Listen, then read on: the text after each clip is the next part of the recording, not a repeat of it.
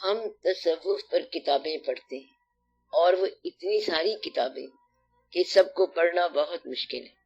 بزرگ بھی کہتے ہیں کہ کتابیں نہ پڑھو، اس کا کیا ہے؟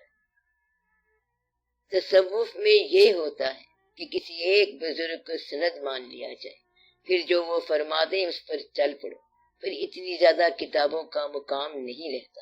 جو پرابلم پیدا ہو رہا ہے وہ یہ ہے کہ جب ہم کوئی عمل کرتے ہیں تو اس کے پیچھے ایک کویسٹ یا ایک ٹارگٹ ہوتا ہے کہ ہم اس کے لیے یہ کام کر رہے ہیں۔ جب آپ کتاب پڑھتے ہیں تو پہلے ایک کتاب پڑھتے ہیں، پھر ایک اور کتاب پڑھتے ہیں، اور پھر کتابیں پڑھتے ہی رہتے ہیں، کیونکہ پڑھتے ہیں کتابیں۔ آپ غور کریں تصوف کو سمجھنے کے لیے۔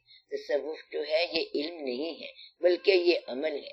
مثلا ایک آدمی کسی دوسرے آدمی کے کہنے پر اپنی زندگی کو اللہ کے لیے ڈھالنے کے لیے خوشی سے تیار ہو جائے تو یہ تصوف ہے۔ مثلا اس کے شیخ نے کہا کہ وہاں چلا جا تو وہ چلا گیا، اگر کہا کہ واپس آ جا تو واپس آ گیا۔ آپ کو صرف اتنا علم چاہیے، مگر آپ بہت زیادہ علم حاصل کر رہے ہیں کہ شیخ کا مقام کیا ہونا چاہیے، مرید کا مقام کیا ہونا چاہیے، دونوں کے درمیان کیا ہونا چاہیے، اور افہام و تفہیم کیا ہونی چاہیے، حاضر کیا ہے، ناظر کیا ہے۔ انہی واقعات میں ساری عمر گزر جاتی ہے۔ 60 سال کی ایوریج زندگی لے لو، 60 سال کی زندگی میں 20 سال تو آپ سو کے گزار دیں گے۔ 8 گھنٹے سونا آپ کی مجبوری ہے، نہیں سوئیں گے تو صحت خراب ہوگی۔ اپنے ان 60 سالوں میں سے بچپن کے لا علم زمانے بھی نکال دو، اور بڑھاپے کے متفکر اور بیمار زمانے بھی نکال دو۔ پھر زندگی کا کچھ حصہ آپ نے بیچنا ہے تاکہ زندگی گزر سکے، یعنی دفتر میں، دکان میں، اور کسی پرسوٹ یعنی تعاقب میں اپنا وقت بیچو گے۔ آپ وہ گھنٹے بیچیں گے اور باقی کے لیے کھانا خریدیں گے تو وہ عرصہ بک گیا۔ بیچنے کے بعد باقی آدھی زندگی دوسروں کے لیے گزرے گی کہ یہ میرا بیٹا ہے، یہ میری بیٹی ہے، اور رشتے دار ہیں، تو دوسروں کی کال پر آپ رسپانس کرتے رہتے ہیں۔ اس طرح اور وقت بھی گیا۔ اب سڑکوں پر جب آپ چلتے ہو، دفتروں میں جاتے ہو، تو وہاں پر تو اسلام میٹر نہیں کر رہا۔ آپ جب بس میں بیٹھ رہے ہو یا گاڑی میں بیٹھ رہے ہو تو ٹکٹ لے کر بیٹھنا ہے، کیونکہ صرف کلمہ پڑھ کر بیٹھ جانا کافی نہیں۔ اب آپ کے پاس باقی جو وقت بچ گیا ہے اس میں آپ نے تصوف کرنا ہے۔ اس وقت کو بھی اگر آپ علم کے حوالے کر دو تو پھر تصوف کا ٹائم نہیں رہ جاتا۔ تصوف کا خلاصہ یہ ہے کہ ایک آدمی کے کہنے پر اپنی دینی زندگی کو خوشی سے ایسے ڈھالنا جیسے اس کی رضا ہو۔ فرض کریں ایک آدمی نے ایک پیر کا کہنا مان لیا، اوپر سے اس نے کتابیں پڑھنی شروع کر دی، پھر پتہ ہے وہ کیا کرے گا؟ فوراً پیر صاحب کو جا کر بتائے گا کہ ہم نے تو یوں پڑھا ہے۔ اب پیر اس کو علم دے رہا ہے اور وہ پیر کو علم دے رہا ہے، اس طرح دونوں علم سے فارغ ہو گئے۔ عام طور پر یہاں مرید بیچارہ تباہ ہو جاتا ہے جب وہ اپنے پیر کو علم سکھانے لگ جاتا ہے۔ اگر امیر خسرو رحمت اللہ آپ کے پیر ہوں اور آپ کو کوئی راگ سکھائیں، آگے سے آپ ان کو کوئی راگ سکھاؤ تو وہ کہیں گے کہ تم باہر نکل جا، کیونکہ تم فارغ ہو گیا۔ لہٰذا تصوف علم نہیں ہے بلکہ عمل کی بات ہے۔ وجہ یہ ہے کہ اس صاحب بصیرت کو پتہ ہوتا ہے کہ اس شخص میں کیا کمی ہے۔ مثال کے طور پر ایک آدمی بہت عبادت کرتا ہے اور بہت ہی امیر ہے مگر بڑا ہی کنجوس ہے۔ اس کو اگر پیر مل گیا تو پیر یہ نہیں کہے گا کہ تو تہجد پڑھ، بلکہ وہ کہے گا کہ پبلک کے لیے پیسہ خرچ کر۔ مرید کو یہ بات قبول نہیں ہوگی اور اس کے بغیر مرید کی عبادت قبول نہیں ہوگی۔ امیر آدمی 2 نمازیں ایکسٹرا پڑھنے سے نہیں بخشا جائے گا، بلکہ وہ مال جو اس نے قید کر رکھا ہے اس کے ریلیز کرنے سے اس کی فلاح ہوگی۔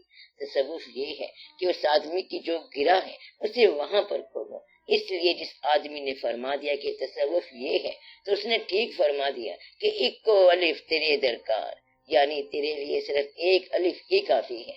مطلب یہ ہے کہ آپ کو الٹیمیٹلی گھر سے قبرستان تک جانا ہے، 60 سال میں جانا ہے تو کتنی تیز رفتاری چاہیے؟ آرام آرام سے جاؤ۔ آپ کے ابا حضور چلے گئے اور دادا حضور رخصت ہو گئے، اور یہ کیسے ہو سکتا ہے کہ آپ نہ جائیں؟ آپ بھی جائیں گے اور باقی لوگ بھی چلے جائیں گے۔ ہمیشہ کی زندگی ویسے ہی عذاب بن جاتی ہے۔ ایک آدمی کے لیے اس کے دوستوں نے زندگی کے دیوتا سے ہمیشہ کی زندگی مانگ لی، دعا منظور ہوئی اور اسے ہمیشہ کی زندگی مل گئی۔ کچھ عرصے کے بعد یہ بوڑھا ہو گیا، اب موت اسے آ نہیں سکتی تھی، مگر بڑھاپے کی وجہ سے اس کی حالت بہت خراب ہو گئی۔ وہ اپنے دوستوں کے پاس گیا اور درخواست کی کہ مجھے موت چاہیے، کیونکہ میں زندہ تو ہوں مگر جوان نہیں رہ سکتا۔ اگر آپ کو طویل زندگی مل جائے تو باپ بیٹے کا غم دیکھے گا، نہیں تو بیٹا باپ کا غم دیکھے گا، دونوں میں سے ایک واقعہ تو ضرور ہوگا۔ زندگی میں طویل عرصے کے بعد آپ کو اتنے غم ملیں گے کہ آپ کہو گے تیری مہربانی ہے، اب موت بھیج دو۔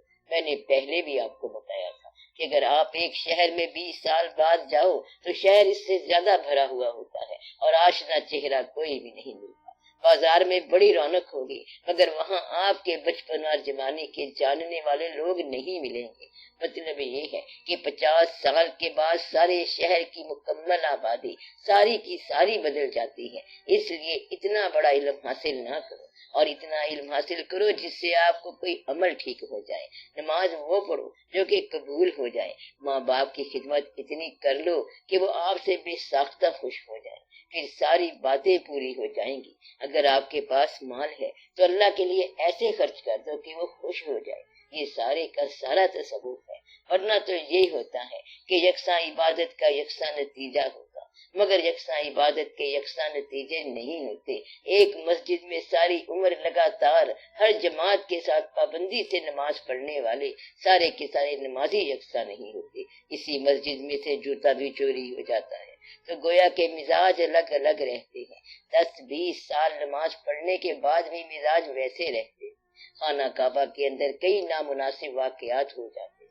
تو جب تک انسان کے باطن کی اصلاح نہ ہو جائے اس کو عبادت کی سمجھ نہیں آتی، کیونکہ باطن کی اصلاح نہیں ہوئی اس لیے مسلمان کے ساتھ لڑ پڑتے ہیں۔ اس لیے بزرگوں نے ٹھیک کہا ہے کہ علم کی ایک حد رکھو، کتاب وہ پڑھو جس سے آپ کو کوئی کام ہو اور تعلق ہو۔ انسانوں کی کتاب پڑھو، ہستی کی کتاب پڑھو، یہ جو کائنات ہے اس کی کتاب پڑھو، یہ دیکھو کہ لوگ کہاں سے آ رہے ہیں اور کدھر جا رہے ہیں۔ انسان اگر آتا ہے تو جاتا کیوں ہے، اور جانا ہی تھا تو آپ لوگ آئے کیوں تھے؟ یہ سب کیا ہے؟ آپ کچھ عرصہ ماں باپ کی محبت میں رہتے ہیں، پھر اولاد کی محبت میں مبتلا ہو جاتے ہیں، پھر کچھ عرصے بعد آپ ماں باپ کے ساتھ جا کر مل جاتے ہیں، اور کچھ عرصے بعد اولاد بھی آ کر آپ سے مل جائے گی۔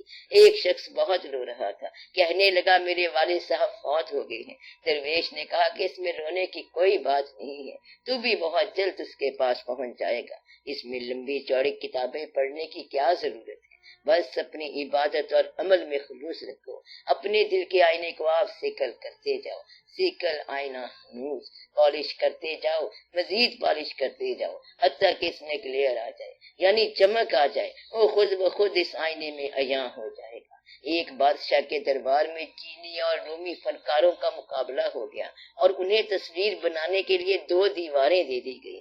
ایک گروپ والے صرف دیوار کو پالش کرتے رہے اور دیوار کو آئینہ بناتے رہے، دوسرے گروپ نے نہایت محنت سے ایک شاندار پینٹنگ بنائی۔ مقابلے کے لیے پیش ہوئے تو پینٹنگ کا عکس جب شیشے والی دیوار میں آیا تو وہ عکس اصل پینٹنگ سے زیادہ خوبصورت تھا۔ اس طرح آئینہ سیکل کرنے والے کامیاب ہو گئے۔ پہلے تو اپنے آپ کو ایک آئینہ بنا، وہ خود نکل کے آئیں گے اپنے حجاب سے، تو اپنے آپ کو آئینہ بناؤ، پھر سب مخفی آشکار ہو جاتا ہے۔ وہ تو آشکار ہونے کے لیے بے تاب ہے۔ اللہ کا فرمان ہے کہ میں ایک مخفی خزانہ تھا، میں نے چاہا کہ میں ظاہر ہو جاؤں، تو گویا کہ اظہار اس کا اپنا مدعا ہے۔ رکاوٹ آپ لوگ خود ہیں، رکاوٹ وہ نہیں ہے بلکہ آپ لوگ ہیں جو کہ ادھر ادھر دنیا میں بھٹکے ہوئے ہیں۔ ہم اللہ کی طرف رجوع نہیں کرتے، ہم اگر اس کی طرف رجوع کریں تو وہ تو پہلے ہی اظہار پر راضی ہے، اس کا ظاہر ہونا ہی اظہار ہے۔ یا تو اپنے آپ کو چھپا دے، وہ ظاہر ہو جائے گا، یا پھر اس کو چھوڑ دے، پھر کیا ہوگا؟ پھر تمہاری انا ظاہر ہو جائے گی اور اس کی سزا ہو جائے گی، پھر سمجھ آئے گی۔ بہتر یہ ہے کہ اپنے آپ کی نفی کر لو، پھر اس کا ظاہر ہونا آسان ہو جائے گا۔ لمبی چوڑی کتابوں کی کوئی ضرورت نہیں ہے، کتابوں سے صرف اتنا علم حاصل کرو جتنا آپ کے کام آ جائے۔ اس علم سے پناہ مانگو جس سے آپ کو نفع نہ ہو اور فائدہ نہ ہو۔ علم اگر آپ کے لیے حجاب بن جائے تو اس سے بچو، علم اگر شہرت کی وجہ بن جائے تو اس سے بچو، اس دور میں صرف عمل کا علم ہے اور عمل نہیں ہے۔ یہ ایک بڑی سزا ہے اس دور کی۔ یہ دور ایک عجیب دور ہے کہ یہ عمل کا علم جانتا ہے اور عمل نہیں جانتا۔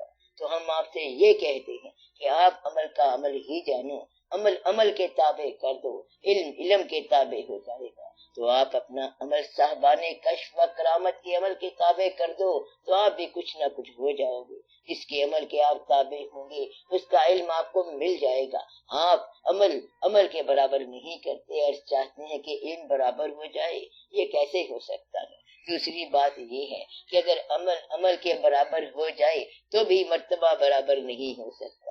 اس کو کہتے ہیں ڈیسٹنی اور اس کو کہتے ہیں منشا۔ آپ اگر کسی بزرگ، کسی بڑے سے بڑے انسان کے برابر اپنا علم اور عمل کر لو تب بھی مرتبہ برابر نہیں ہو سکتا۔ یہ اللہ کی شان ہے۔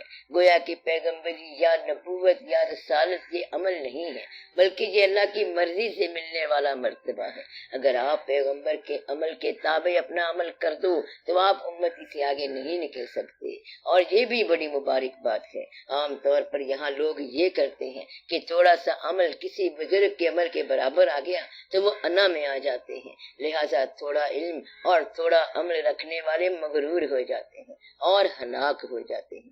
کون لوگ ہلاک ہوتے ہیں؟ جو شرعی علم بھی رکھتے ہیں، تھوڑا سا عمل بھی رکھتے ہیں اور جن کے اندر انا بھی ہو۔